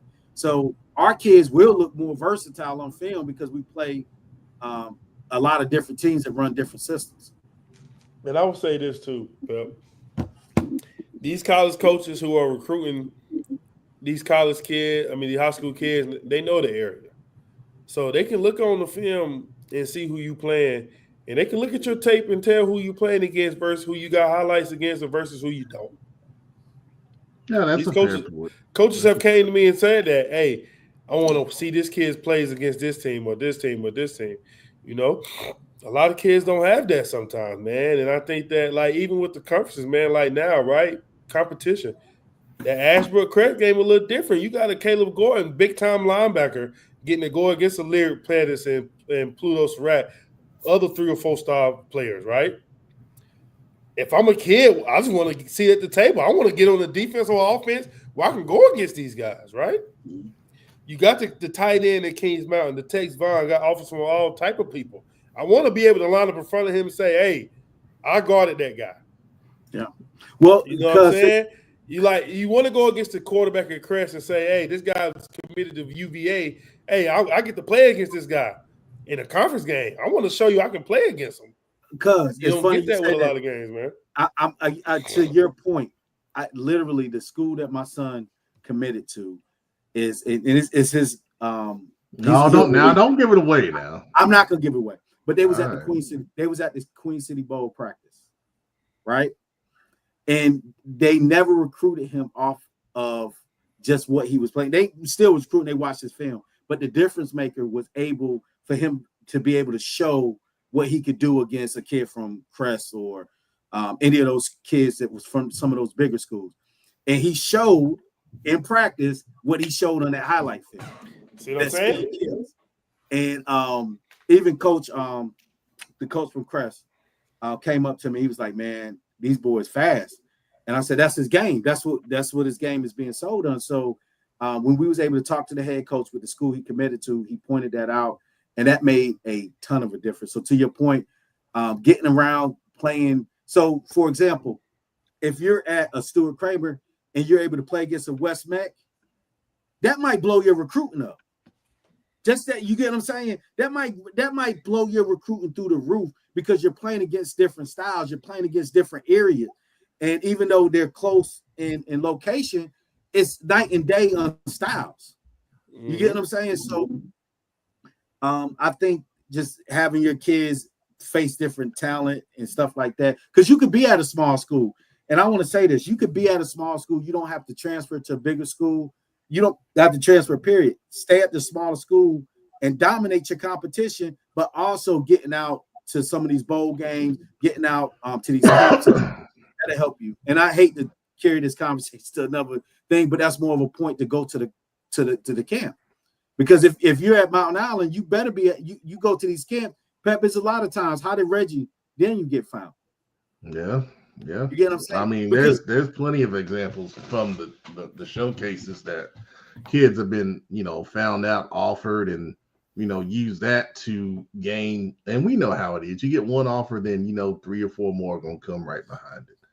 And that's a great segue to talk about the showcase while I can fit it in. CFI Mega Showcase, Saturday, May 10th, Rocky River. We got 21 schools confirmed in writing. When college coaches come, they all receive a digital roster and they have access to snacks and drinks when they attend. This will be at Rocky River High School. Rocky River is going to have concessions for sale. And then we're going to have a couple of vendors there with tables to show, some of the items that they sell. Right now, registration would open at 9:30. Camp would start around 11. We'll take headshots and we'll do interviews before the camp. Interviews will be during the camp and after the camp. If we go one session, it'll end around 2:00. But if we have a lot of registration, which it looks like we are, we'll have 2 sessions. The first one will have offensive line, defensive line. The second one will have everyone else. And the showcase will end around 3 p.m. So I'm telling you, we're over 100 guys already, and we still got over a month left. So thank you, Coach Omar Porter. Please encourage your guys to get signed up. I'm telling you, we're on track to sell out, and it may sell out as earlier than we've ever have. And here's the big thing, and this is why I'm excited and I'm passionate. We had been seeing a trend of colleges not coming to the showcase because of the transfer portal. And we know the schools are taking more kids out of the portal, and they're not recruiting high school kids as much. But when we see 21 schools already committed to come here, these colleges know the talent in Charlotte and the surrounding area. But that being said, we've seen registrations from all over the state, which is great, because they realize what the opportunity is. And this happens in Charlotte. I can't speak for other areas of the state. Some people have access to go to other areas. But it's easier for college coaches to come to one location, one weekend, because they're busy. They're coaching college football, their main job. Recruiting is only a piece of that. So they can come to one location and see all these kids in one place and then, make those connections. And that's what it's about, man. The best part of this showcase is not what you do on the field during the showcase, it's after, where we have all those college coaches there. You can speak to them, give them your social media information. You get their information. You follow each other. They keep track of you. When we post those CFI, and this is the first year I should have been doing it, but when we go to our website and you see all the kids that have gone to play college football come through CFI camp, some of those are directly from either being at the camp or being a top performer, and a college coach sees it on social media. They make a connection. One thing I don't do is talk a lot about what goes on behind the scenes, but there are several college coaches that reach out to us. And I'll just say that, there are Division I programs that legally cannot attend this showcase, but they ask us about, top performers. Pep, I had a D1 school. I won't say their name. I had a D1 school. The last showcase, they say, "Hey, this kid signed up. Let me know what you think of him." I mean, that happens a lot. And it teaches the kids to advocate. I don't know how many times I've been to the camp and you see these kids just huddled up, and I'm like, dude, go out and talk to these coaches. Like literally, we was pulling kids to go and talk to this coach and that coach, and it teaches them how to advocate for themselves.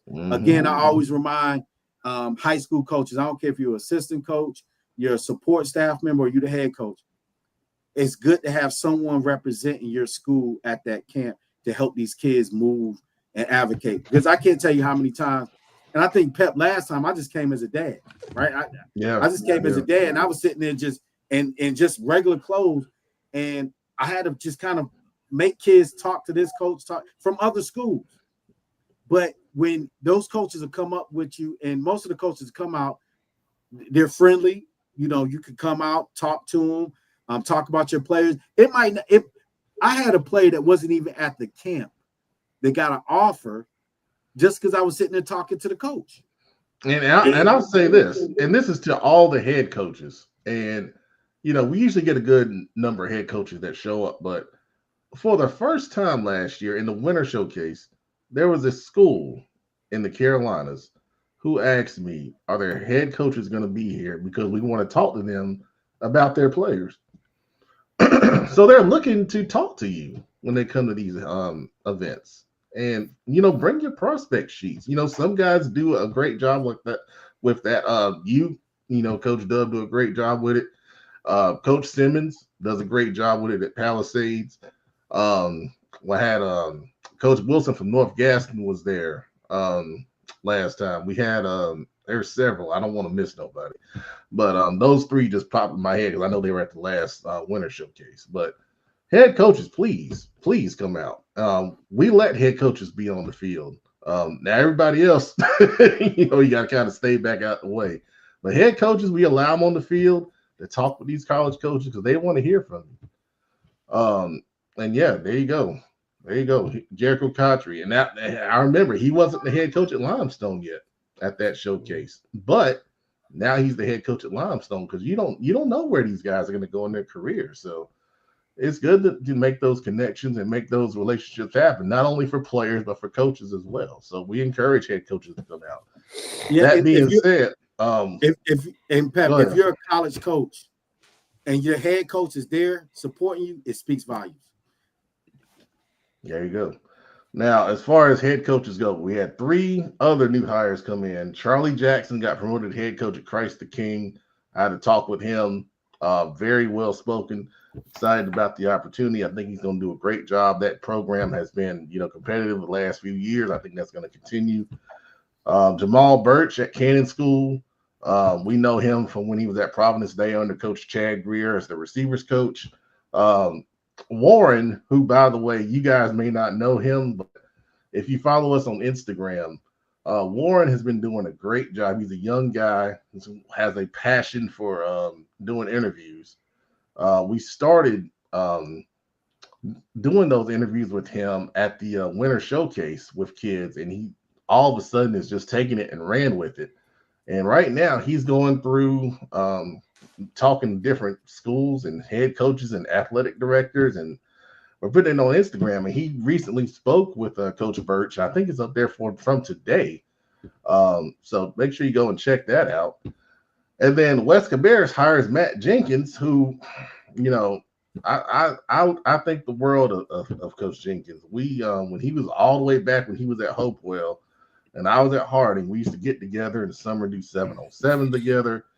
Obviously, he was at Huff and had a lot of success there. And seeing him get back into it and take the Wes Cabarrus job, especially this late in the process, I think that's a really good hire for Wes Cabarrus. So for all three of those guys, wish you the best. I think they're all good men, and I think they're all going to do a good job in leading their programs for sure. Now, that being said, we have, well, I guess I got to put producer. And I got to this point, and I really wanted to have everybody here to talk about it, but, Webb, we'll start with you on these. There's 2 openings right now that I think are interesting to Charlotte area fans, coaches, and players. One being Valentine Ridge, where our friend, Coach Redding, got a great college job in the Northeast area.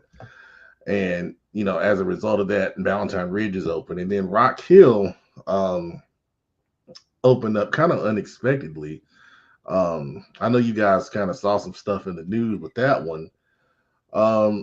These openings are interesting. What do you think about these?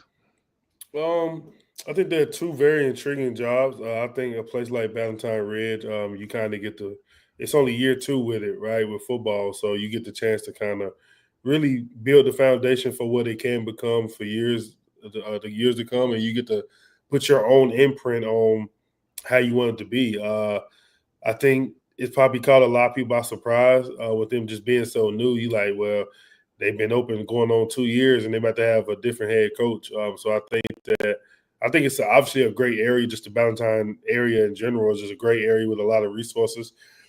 So I think that I think it has a lot of pros too. I don't think it's really no cons. I think if the only cons will be you're just a new program, and I don't think nothing is wrong with being new.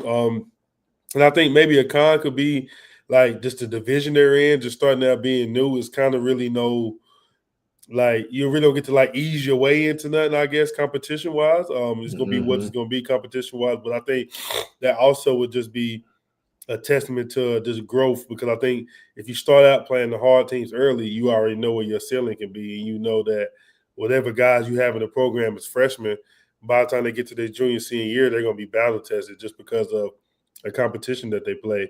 And I think it's something great. I think they have something special over there. I think it could be with the young program. I think you can go either way. Maybe with an older coach that maybe who's looking to just pick up where he left off, somebody maybe seasoned, or you can have a young, energetic coach who's ready to be hey, I want to start somewhere. And I think what better place to start is a program where only place you can go is up with a Valentine Ridge. So I think that's a very attractive job for someone young, especially. And then I think with Rock Hill, I think that job just caught a lot of people by surprise. Yeah. Opened it up, especially just being in South Carolina, period. As something just opens up like that this late. It's crazy that we say this late, but this late in the season, in the off season, because South Carolina is able to get a head start on North Carolina with a lot of things, and it's one of those where you just kind of want to know if it's a job that's open. You kind of want to know what you're walking into. If somebody was able to really tell you what's happening or things may be. I know there's different reports, but you just really never know until you get there. I think it's a great job to take. You're going to play against some of the best teams in South Carolina. Oh, yeah. You're not going to lack in facilities. You're not going to lack in resources. You're not going to lack in talent. So I think it'll be good. I think they probably going to be in scramble mode, because if you wait too late, you may lose some of that talent just off the strength of not being able to put together spring plans. Right. So especially with this being April, whoever they bring in got to be able to come in, hit the ground running, and just move fast. I don't think it's not really like a transition period or like a, you know, or training wheels on period. You got to come in ready to go. Yeah. And I think this would be a great job for someone to take. I'm sure it could attract a lot of attention from potentially some North Carolina coaches. Absolutely. Coaching in different places. But like I said, I think it is kind of late in the game. You're kind of looking at middle of the year where a lot of coaches, you're super comfortable right now with your team, and you're building the foundation for the next season. So I think maybe they can get somebody from North Carolina potentially, who knows, or somebody's on staff at Rock Hill maybe feel like they're ready to take it. I think that could be like the safer route, just so you can keep the kids there. But I think like it's another job that's very intriguing. We talk about Fort Mill? We're talking about Valentine Ridge and Rock Hill being open. Well, okay, so Rock Hill, and I think a good hire for Rock Hill, and I'm not sure if he's interested in it, would be Coach Jabril Fuel. He went to South Point. Jabril's done a lot of good things in that area. He does a good job of promoting South Carolina sports as a whole, well, high school sports as a whole in this area. I think Jabril will do a great job. I'm not sure if he applied, but that's a guy that when you talked about it, Adam, that's young, energetic. While Jabril's young, he's still experienced. He's like a 40-year-old when it comes to football experience, but he's also played in that area, had his ups and downs, got a strong testimony. I think he would do a phenomenal job there. Also, with Valentine Ridge, I had a couple coaches reach out to me to kind of say, hey, coach, what do you think about this job? Should I apply? Shouldn't I apply? And the thing I always tell them, you just got to have patience. With a job like Valentine Ridge, you got to have patience. Like you got to be willing. You got to be willing to grow it over time. I think we see Coach Simmons. Shout out to Coach Simmons. Coach Simmons set a blueprint for new schools coming in and kind of slow cooking it. You know what I'm saying? He took his lumps early, but then the biggest thing about Coach Simmons, he was developing his JV program. He kind of built it the right way, where you're not looking to win 1 or 2 years, 3 years.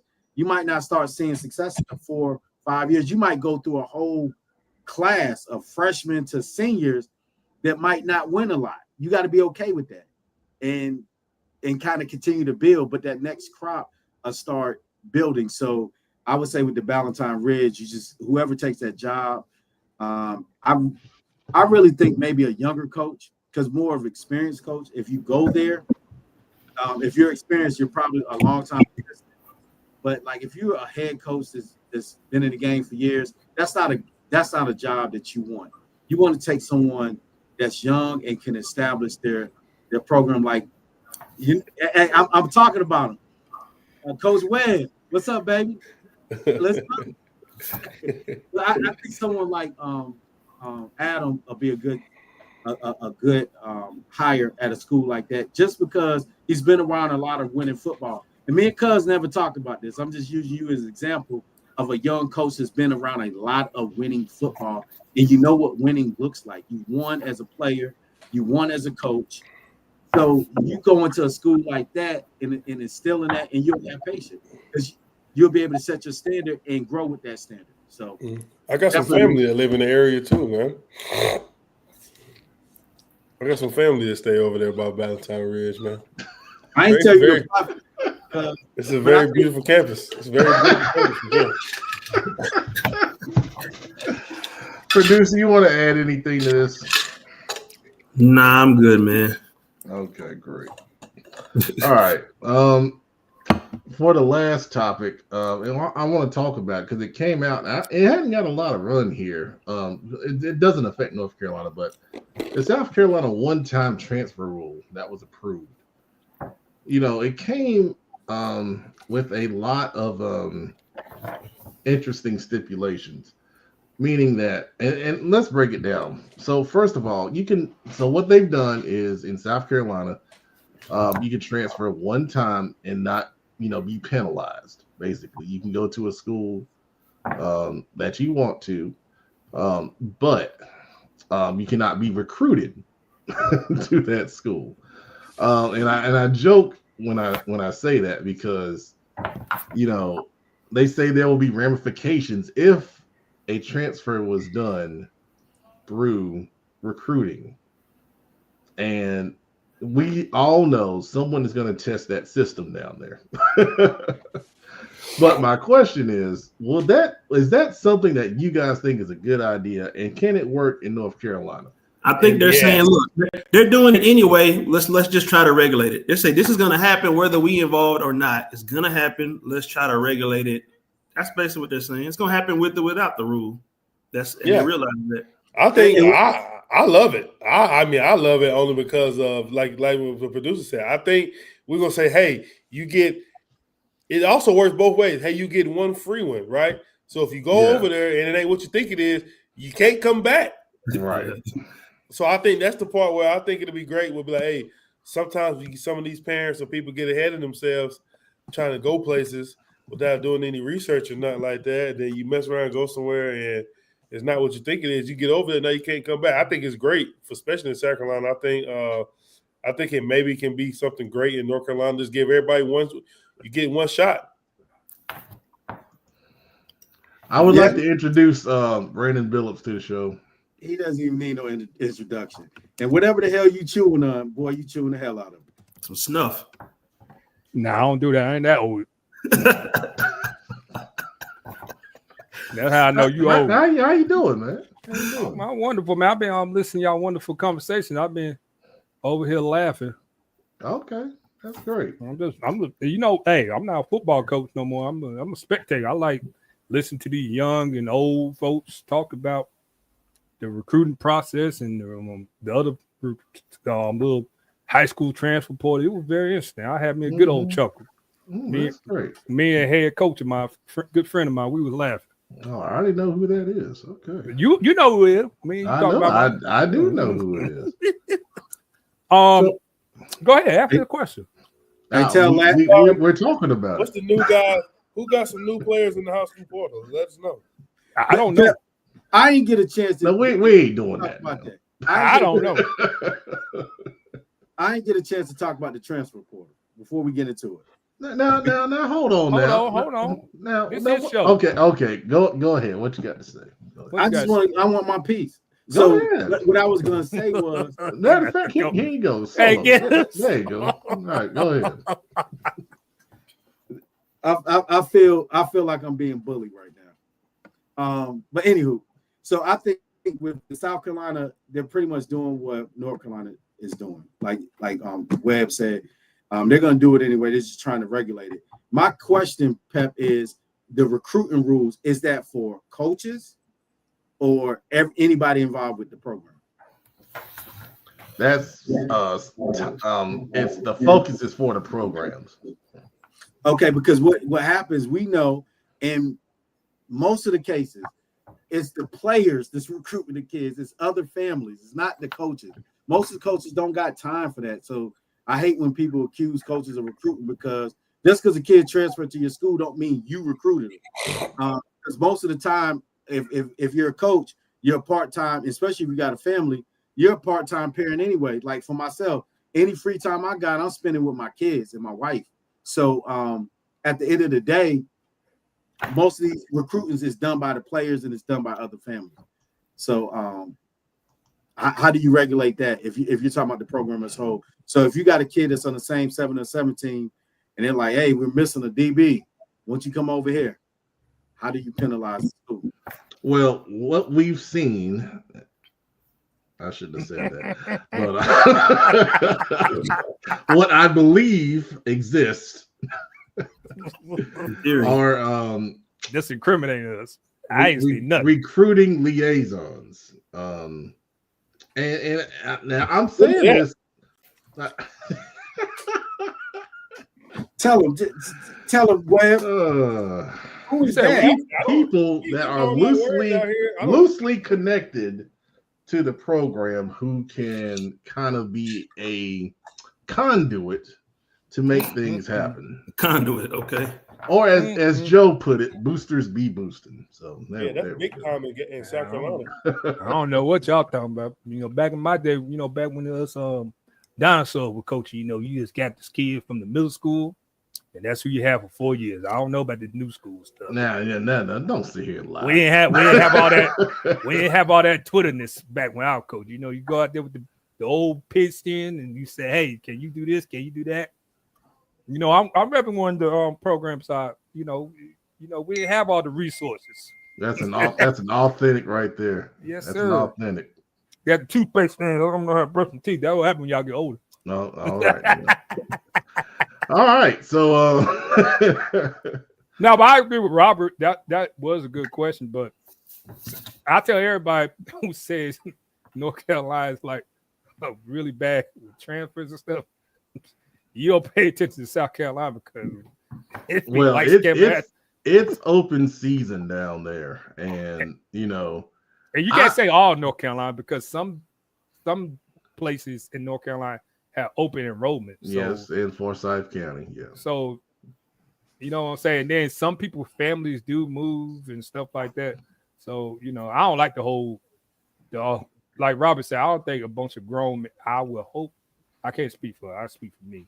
I will hope that other grown men are not talking to 14 and 18-year-old children saying, "Hey, you need to come to my school because I'll get you recruited. No, you're gonna play this kid I think that kid." So to the point I was saying, the recruiting liaisons are more so on the parental side.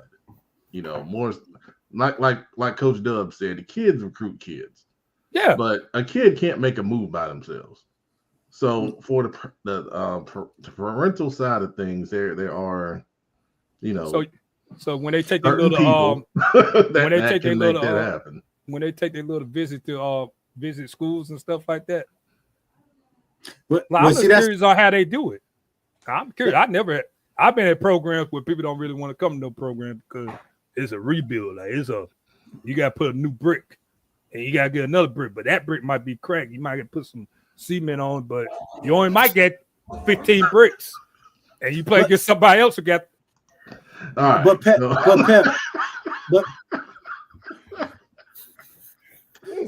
what is going on here? I have no. This is what happens when we only do one show a month. I have no idea what we even talking about right now. But Pep, to the parent liaison, goodness. How do you get a parent to be able to do that? It's hard to get a parent to bring baked ziti for the team meal. How do you convince them to try to go and talk to somebody? I'm interested. I mean, not saying you we're got the best team moms in the world. My team mom is like she's one person.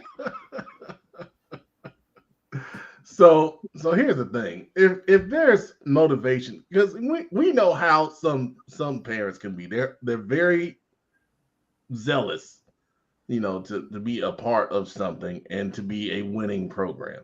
And some people are, willing to do what it takes, in their eyes to become that. Now, I will say that, most programs do not support that kind of, stuff going on.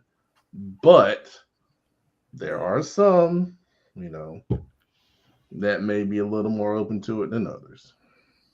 Well, if a kid shows up and you ain't have nothing to do with it, that's cool. But at the end of the day, who want to go through the headache of, like, I'm telling you, I transfers for me is more because, again, even if getting a transfer, you still got to get them acclimated to your culture, right? You got to get the parents, you got to get everybody acclimated to your culture. So if you go out here and say, "Hey, little Johnny, I want you to come to my school," that parent owns you. That kid owns you. Because guess what? If you don't deliver, they could blow the whistle. So I don't understand why people do it. And again, I don't know any head coaches. I don't know any. And maybe I'm naive, but I don't know any assistant coaches that's out here actively recruiting kids. I don't think it's coaches. I'm like you. I'm naive too. I don't know nothing. I'm Ray Charles. All this. I don't even know what we're talking about. Because boy, this is new. They're really people recruiting kids. I didn't know that. The topic is: can the South Carolina transfer rule work in North Carolina? Yeah, they already do. You got the open enrollment in Forsyth County.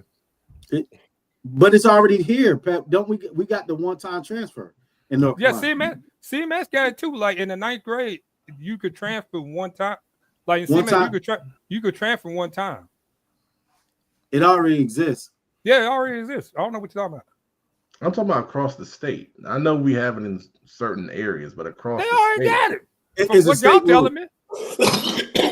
It's a state Well, rule. we know the state rules are not consistent because to the point that was said earlier, So we why- have open so hold on. enrollment in So Forsyth. hold on. So why do we have rules if people not following the rules and they're not considered? I'm baffled because when I was in the military, the standard is the standard. So what you tell them that people, you know what? Let me be quiet. I'm not gonna be quiet. I don't understand. Look, he booted the wrong person. No, I didn't move. He left on his own. He had something to do. Something. Tell me something. That ain't right. That's God. Now I'm playing y'all, but now it should be one band, one sound. No, it should be. But for years, coaches have said that rules are not the same across the board. So I think something like this will make the rules the same across the board. Oh, so you think the instead of having different variety, like the open enrollment in Forsyth County, which Right. I think There's no open enrollment anywhere else. But I think it's just one time, right? It's just one time, like It's one time. Yeah. So just like in CMS, if they go to school A and then their 11th grade year, they say, "Hey, I want to go to this." They can't go back. Yeah.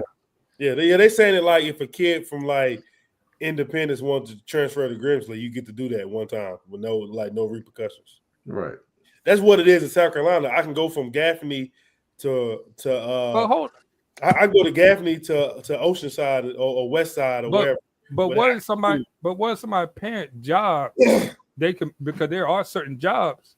They're saying if Brandon Billups stays where he stays at right now.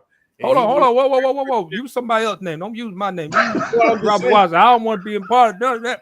Use somebody else's name. Okay, take Robert Watson, right? Yeah. I don't want. Since Rob's son is committing next week, let's say Lil Washington is living wherever they live at right now, and he say, "Daddy, I want to go to Grimsley." If the rule is in place, he is allowed to transfer from Mount Island Charter to Grimsley, and I don't think you have to move. You just have to make sure he gets to school every day. Right. That's what they're doing in South Carolina. So it's like I can live in Gaffney, but I can go to Dorman, or I can go to Myrtle Beach High School for whatever reason you want to. In South Carolina, you get one free transfer. So hold on. So you telling me there are parents who let their child that they birth, they don't raise, come to them and say, "Hey, I don't want to go to this school. I want to go 2 hours away to this school," and they say yes, boy. Hold on. That's just right. You don't have to move. They last name ain't Billups because as long as they find a way to get to school. Yeah. All right, go ahead, Joe. Well, Joe said no. Well, Joe, I need some clarity, Joe, break it down for us. Tell him, Joe. Ask him, man, he made you sound like a chump, Washington. Why he need to be on the show? I wish one of my daughters would come say, "Hey, I don't want to go to this school. I want you to take me all the way to the coast to go to school." I would look at her and say, "Child, you better get there, pat and charge, because I ain't driving nowhere." Well, this is my home. These new age parents, the kids run the new age parents. Well, this ain't. That's why I say use somebody else. That's a whole different conversation. We don't do that. I mean, it worked for us athletes. I'm behind us. Now, Jay, man, you ain't going nowhere. Man, he knew where he's right there. Look at this dude. He stayed in Mooresville. He ain't no way. If they tell me that kid Trevor, I'd be shocked. But no, he's in the portal. I heard he's in the portal. What? No, what? Oh boy. Hey, look. I heard Rob. Somebody called me and said J-Man had Rob, you see him? Rob, That's why I say don't use my name no snare. Not with him. All right. Well, that was a great discussion. Joe, if you break it down for us, I'll put it on the screen. Man, Joe out there putting starch on his collar right now before he come on the snow, because he got had that pristine collar back in the 70s. Look like David Ruffin. Come on here, look like David Ruffin. The parents watching the show may know who David Ruffin is, but nobody else knows. Everybody seen Temptation American Rev, you see, There's people our age that might not know who David Ruffin is. Exactly. Webb, you seen the Temptation movie, have you? No, all I grew up watching was No wonder. They all hey, buddy. Have a Now the new edition one, yeah, that was I watched the Fighting Temptation. I got a Christian household. Hey, it makes sense. Now everything, you know what? I never gonna ask you another question because now you have never. All right. In the interest of time, we gonna wrap up the show. Hey man, Oh, good gracious. Well, John, see that's a parent that understands. See, yeah, he knows. There you go. He knows. There you go. Man, Trayvon Gapin. Hey, there you go. Nobody come see you, Otis. That's it. I'm proud of our crowd here. They own it. Some knowledge. They have some knowledge, man. It's impressive. All right, so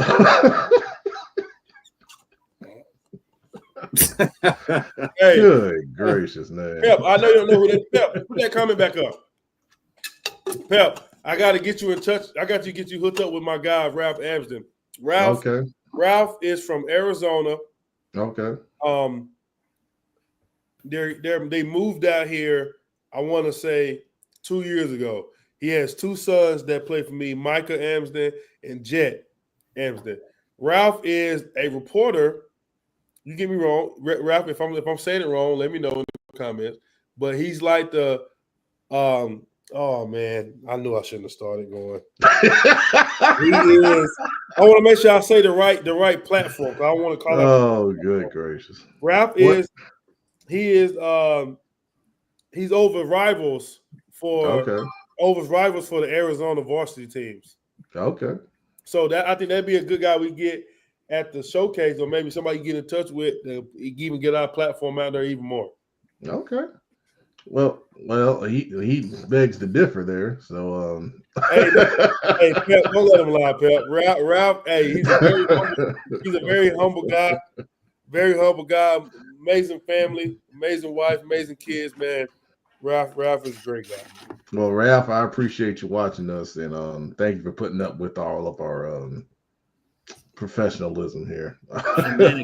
Shenanigans is the word you it will be a while before we're back on the show. As I said, I bought a house, I'll be moving.